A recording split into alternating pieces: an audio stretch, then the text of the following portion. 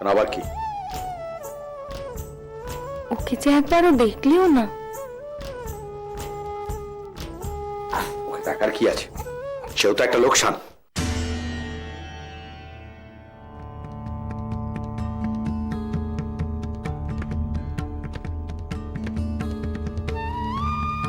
কেন?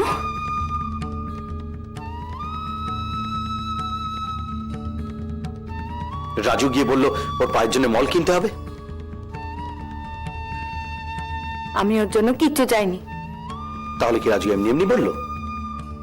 সে তাকেই শুধিও। তুমি চাওনি? না, আমার মেয়ের জন্য তোমার কাছে কিচ্ছু চাই না, কিচ্ছু দিতে হবে না। হ্যাঁ, আমাকে তো দিতে হবে না, সব তোর দাদামশাই এসে দিয়ে যাবে।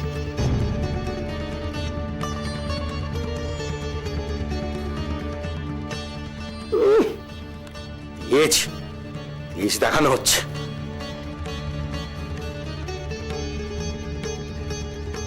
আনবে না কিছু।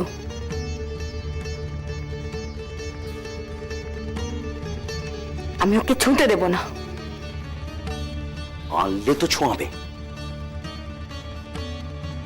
মেয়ে হয়েছে বলে ওদিকে মা দুবেলা কপাল চাপড়াচ্ছে, তার মধ্যে আবার পায়ের মল।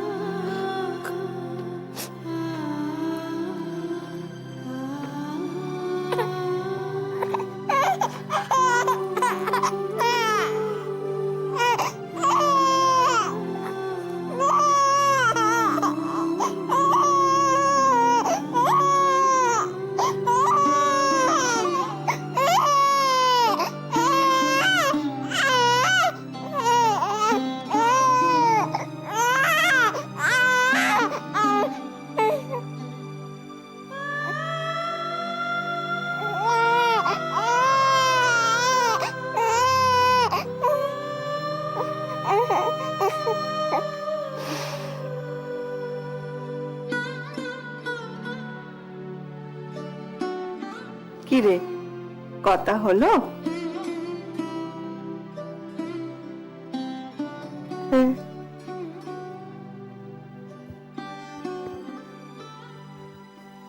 নে, এবারে শুয়ে পড়।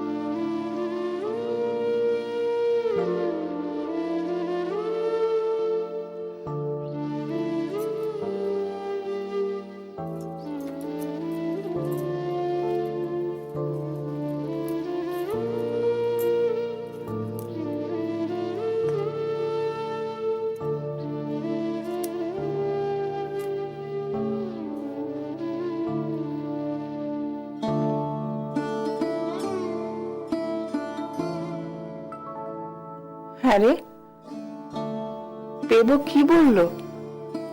তোর মুখখানা অমন দেখাচ্ছে।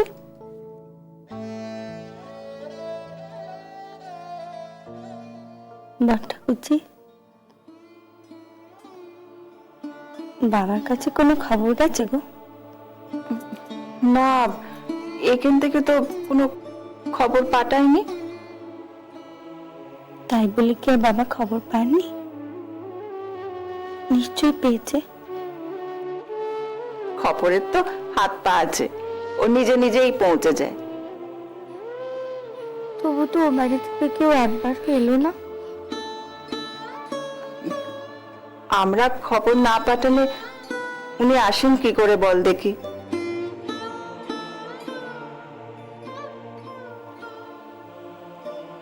আমার মেয়ে হয়েছে বলে মা নিত্যদিন কপাল চাপড়াচ্ছেন। নিজ্ঞাত দেবতা বললো এ কথা, তুই ছাড় দেখিনি ওর কথা।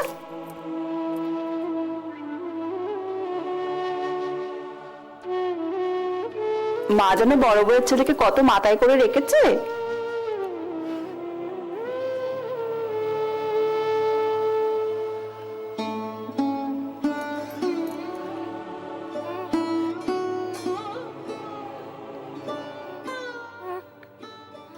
ওকে সংসারে কেউ ভালোবাসে না বড়টা করছে।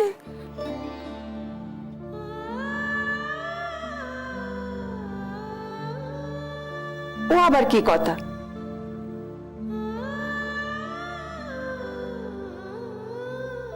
ওকে সবাই ভালোবাসে।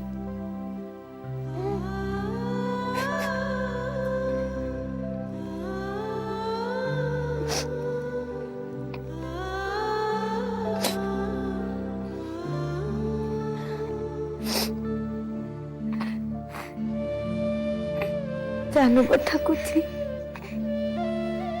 ও যখন হলো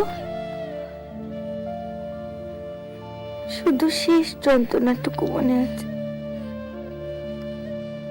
তারপর আর কোনো কিছু মনে নেই।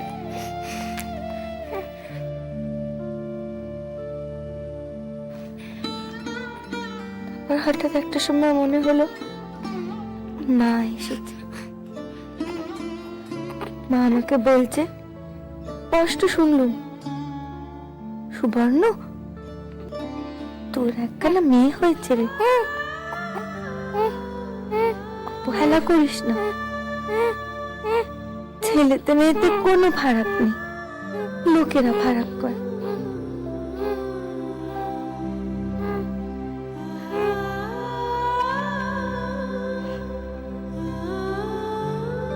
ও বড় ঠাকুরজি, আমার মেয়েটা কোনোদিন মাকে দেখবে না।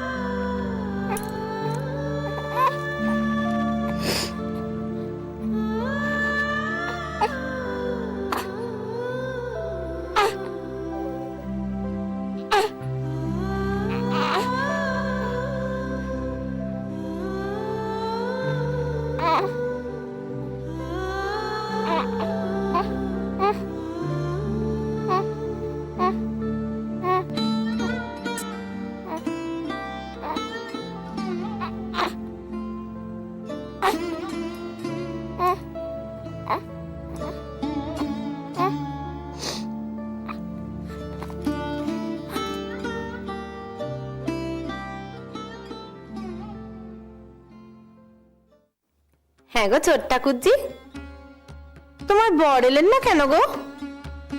সকাল থেকে তো কতখানা বার আসতে শুধুলে, এখনো মনে থাকছে না?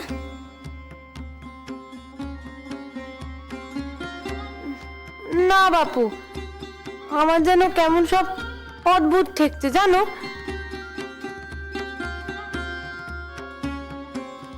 এই ধরো উনি যদি কোনোদিন আমাকে সঙ্গে করে না নিয়ে যান, তবে তো আমি কখনো হুট করে এমন বাপের বাড়ি যেতে পারতুম না।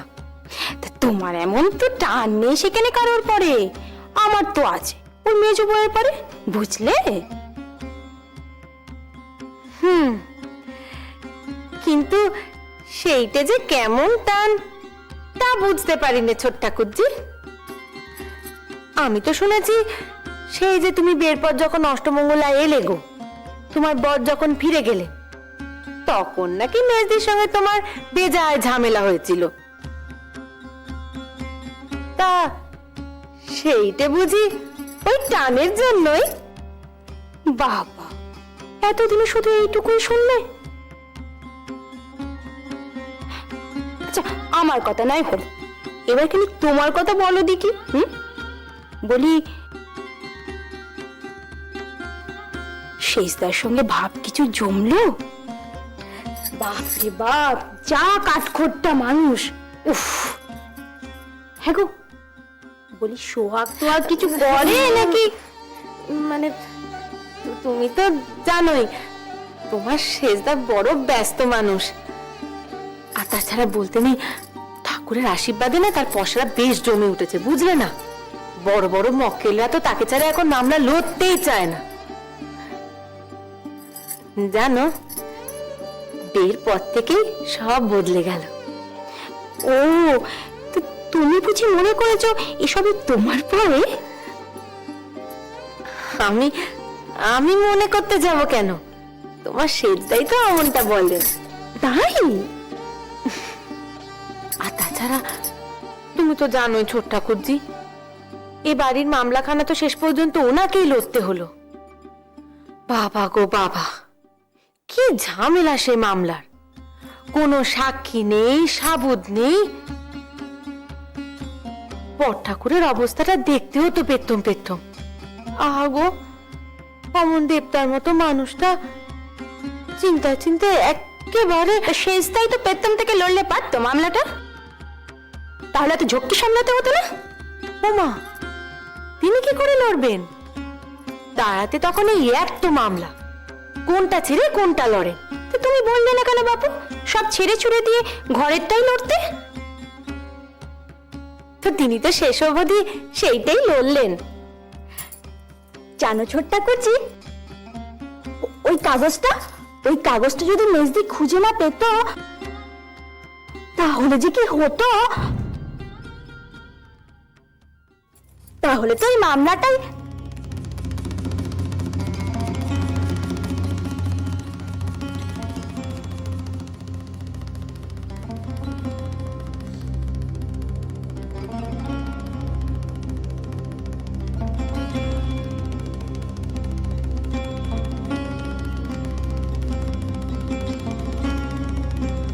কিসের কাগজ?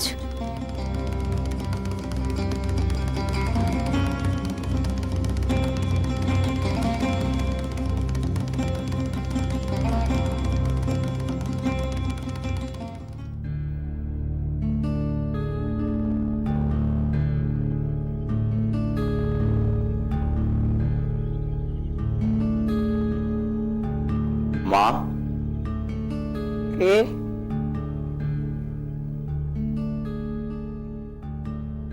ও, তুই? ঘুমোচ্ছিলে তুমি? না, ঘুমাইনি।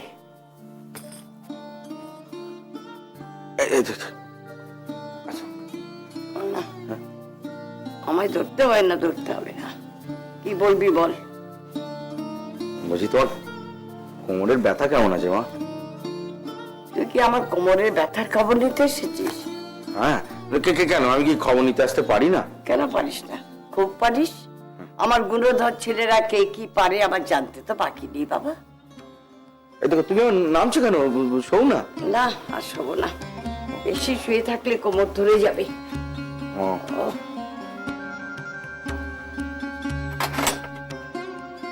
আমাকে বলতে পারতে তো, আমি না হয় ওটা এনে দিতুম। হ্যাঁ, পারতিস। আমার খেয়াল তোকে রাখতে হবে না, তোর ঘর তুই সামলা। আমাকে তুমি সবসময় এরকম। থাম তো। দেখ পেবো, তোকে একটা কথা বলে রাখি, বউকে নিয়ে যা আধিক্যতা করেছিস, মেয়েকে নিয়ে আমি কোনো আধিক্যতা দেখতে চাই না। আমি আবার কি করলুম? বাড়ির শুদ্ধ সবাই জানে তুই কি করছিস, আর একই কথা রোজ রোজ বলতে আমার ভালো লাগে না। দেখ পেবো, ওই বড় মানুষের মেয়ে তার মেয়েকে নিয়ে কিন্তু অনেক খেল দেখাবে। তুই যদি তার সঙ্গে তালে তাল মেলাস, তাহলে কিন্তু এই সংসার ছেড়ে আমি চলে যাব। কি বলছো কি তুমি এসব? রাখো তো সব কথা। আর তোমার সঙ্গে আমার একটা জরুরি কাজ আছে।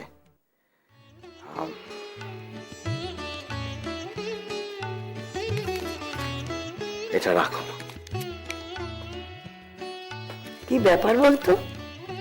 ওই রাজু বর্দি সব এসে রয়েছে, সংসারে তো খরচাপাতি বাড়ছে, এটা রেখে দাও, সংসার চালাতে সুবিধা হবে। তুই মাঝে মাঝে এমন কথা বলিস না, একদম অবাক হয়ে যাই। তা সংসারের সুবিধের কথাটা কি তোর মন থেকেই এলো নাকি? মানে? না মানে বলছিলাম যে আতুরে বসে কেউ কি সংসারের সুবিধের নির্দেশটা দিলেন? ঠিক কে দেবে? কে দেবেন তুই খুব ভালো করেই জানিস, কারণ তোর এমন সুবুদ্ধি হবে এটা তো ভাবা যায় না। তোকে তো আমি হাড়ে হাড়ে চিনি বাবা। সব কিছুর খুঁত বার করবে। কেন মা, আমি কি সংসারের কথা ভাবি না? আমাকে নিজের থেকে মনে হতে নেই কিছু? সে হলে তো ভালোই, দেখিনি তো কখনো, তাই বুঝে উঠতে পারি না। খারাপ করলেও কথা শোনাবে, ভালো করলেও কথা শোনাবে। কি যে করব, সবাই মিলে সারাখালি আমাকেই কথা শোনাবে। ওটাও হয়েছে ভালো। এই পেবো, কি ভাবছিস বল দেখি? কিছু না, কই না। তা এতগুলো টাকা হঠাৎ একসঙ্গে বার করে দিলি? কি করব বলো, মহারানীর ইচ্ছে। না, ওই তোমার লাগবে সেই জন্যই আর কি। আমি আসি। বাবা, নতুন বউ দুটো বাড়িতে আসার পর থেকে সারাদিনে বেশ রঙ্গ চলে না? কেন তুমি অমন করে বলছো কেন গো নতুন বৌদের নামে? খারাপ কি বললুম? ভালো কি বললি? ও, যাদের উপর খুব দরদ না? হবেই তো।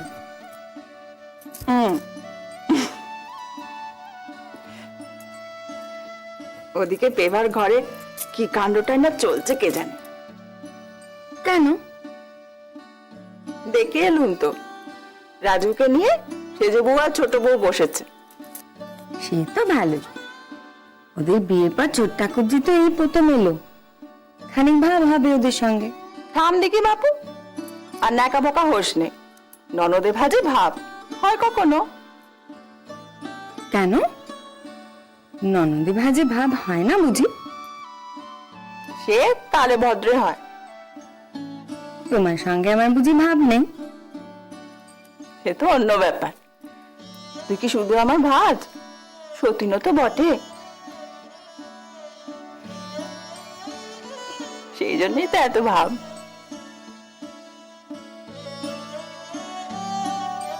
বট ঠাকুর জামাই ওকে দেখবেন না? দাঁড়া, তুই আগে আতুর থেকে বেরো, তাকে আর এখানে ডাকতে পারবো না বাপু।